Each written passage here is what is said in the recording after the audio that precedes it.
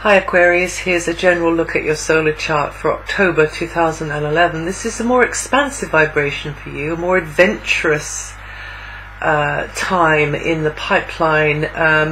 So this might translate as you're getting the urge to escape from the daily grind and just refresh your spirit. Good time for a break. Good time for travel or just plunging into a new area of interest, a subject or an environment where you can learn things you didn't know before. So it's a very good time to take a break or plan a holiday, or simply be putting yourself at a place mentally where you can kind of zoom out and get the eagle eye view, the bigger picture on something. And this will be easy for you to do until 13th, when your mind isn't so preoccupied with details and looking within. From the 13th you're going to be more outgoing. The energy becomes, or the mental focus becomes more extrovert about your surroundings, and you will begin to get things in focus and get things in perspective from the 13th. Now, this time of the year, every year the Sun goes into exactly the same place in your solar chart, but this year it's actually running parallel with the much longer cycle of Saturn, which is also in this area of your solar chart. Saturn, however, won't come out of there until next autumn 2012. So it's just in really more the first half of this October, maybe a little bit past the middle of this October, that that you're picking up on the Saturn vibe quite strongly. And if you've listened to the forecast before, you'll know that this very long cycle of Saturn is a sort of a testing, challenging energy in the area to do with academia, maybe higher education, maybe it's to do with your philosophy of life, maybe it's to do with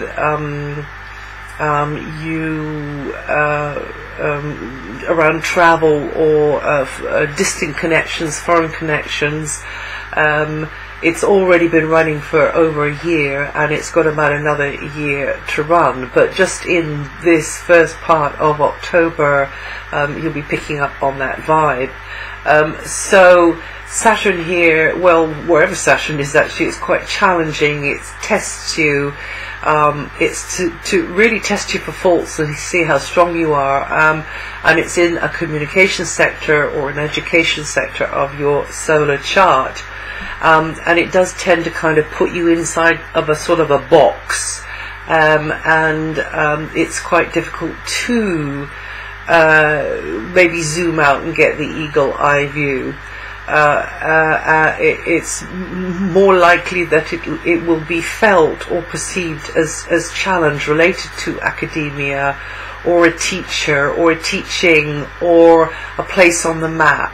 Or either where you are or another place on the map where you'd like to get to, maybe, but maybe it's really difficult. You've got to sort of trek up a very steep hill with a heavy pack on your back to get there, and that's either literally or symbolically. So there can be challenge connected to foreign culture and foreign land, higher education, but also spirituality, and making an ideology work in the now, bringing it all down to earth, and what your thinking is on a subject, actually proving it, not just taking something on trust, not just listening to somebody's rant or lecture without any kind of backup, any kind of proof backing it up at all. So in this situation with Saturn, you want proof, and and you want to see the reality of your dreams and your ideologies and your beliefs. And in this first part, particularly just past the middle of October, it's likely that certain things will come home to you very strongly. The reality of it will be coming home to you, but also this feeling of expansion at the same time. So the reality, the nuts and bolts of expansion, you see. And until the 9th, well, places and faces at a distance are going to seem very appealing, quite welcoming too, I think. And certain contacts could revolve around travel, or a foreign culture, or an educational environment. And then from the 9th, important others will tend to see you in a good light. People in positions of power, or people in positions of influence, could put their weight behind you, give you support. You could really feel as though you found an ally. Possibly a female, or possibly it's not, it's just a male who's maybe in touch with his feminine side, or who's just helpful, in a domestic sort of, around kind of anything to do with safety, security, domestic setup, that kind of thing, who is actually invaluable to your success, and that will be coming in for you from the 9th onwards. Someone who could play a supportive role to your making the right impression, a good impression in people in high places, or will direct you where to go with maybe a goal that you're trying to achieve, or with bureaucracy, or with red tape, that kind of thing. So you can have help on that score, I think. Collaborations can be very productive and energetic. You could find that you and someone could really do business together as long as you both understand each other's needs and requirements and respect that, and if necessary, if there's conflict or tension or a disagreement or an imbalance, then again the energies can help you find win-win solution and go forwards together, or with mutual understanding anyway with someone. Teaming up with another is advisable at the moment. Going it alone isn't. Because that other person's contribution and knowledge can really be helpful to you at this time. Might be a need for you to slow down or soften your tone if you come on too strong, or you're a bit over the top, or if you have a tendency to be mouse-like and passive, then actually is to amp up your responses and be just a bit more assertive and decisive. Also strive not to let someone else's agenda clash with your own, or somebody else's schedule just tire you out, or in some way put you out of your comfort zone, or put you at risk in some way. That's a slight possibility where Mars is going to be. But collaborations, as I say, could be very useful to you, very productive, very energetic. From the 23rd, you'll be taking your worldly image and responsibilities more seriously, and feeling perhaps a bit scrutinized, at times a bit under the spotlight, and you want to get it right, you want to make the right impression and show your reliability, etc. In a kind of a more worldly sort of a way, with image and presentation. On the 26th, there's a new moon in Scorpio, and that for you in your solar chart heralds new beginnings in your career, public image, status, and place in the pecking order, or place, a role in the community. And there can also be a change related to authority figures and or to parents. Now, the slower moving planets, Jupiter at the root of your chart for several months to come until next June, promises an increased sense of stability and security related perhaps to your place on the map, your domestic setup, your parents, your family connections, also your community connections and sort of tribal connections. So it's really going to help with this sense of safety and sense of belonging. Externally, your base of operations could change, expand, or move completely, and this would be a good time for that to be happening for you, Aquarius, because Jupiter tends to look after your interests, and it tends to be supportive and protective. And if you're looking, it's a good time to relocate, or at least whiz off to a locality which maybe is somewhere you prefer. So you're getting more chance to do that. Also, more chance to be learning from your neighborhood, learning from your community, learning from your family, learning from your place on the map, whether it's intermittent or, you know, long term.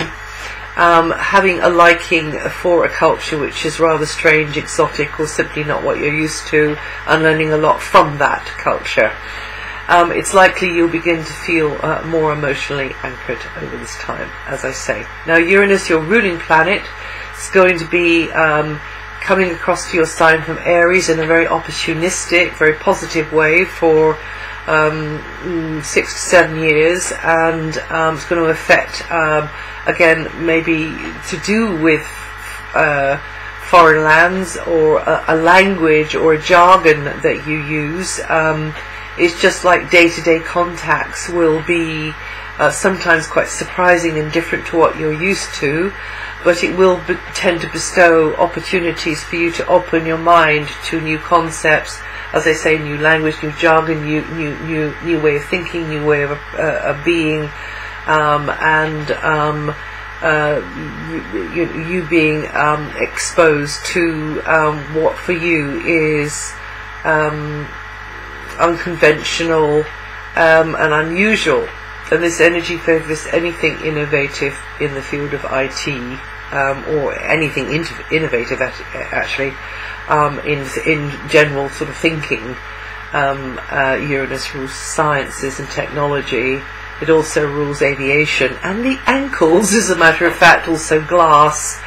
And as we're coming into the age of Aquarius, glass, which and I remember talking about this about 25 years ago, is going to become more and more important in some way, in ways that I didn't know then. And actually we're getting smart glass now, aren't we? So there we go. Now Neptune has reversed back into the last part of your sign, will stay there until February 2012. That means that will increase and amplify your creative imagination, your idealism, but sometimes there's going to be a lack of hard-headed realism, and so just be careful about those rose-tinted spectacles, and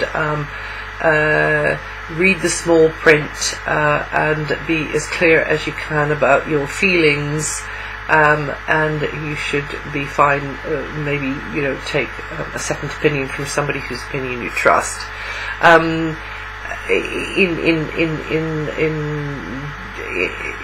Sometimes it'll be that your perception or is distorted in some way or other, but of course it's difficult to know that except in hindsight.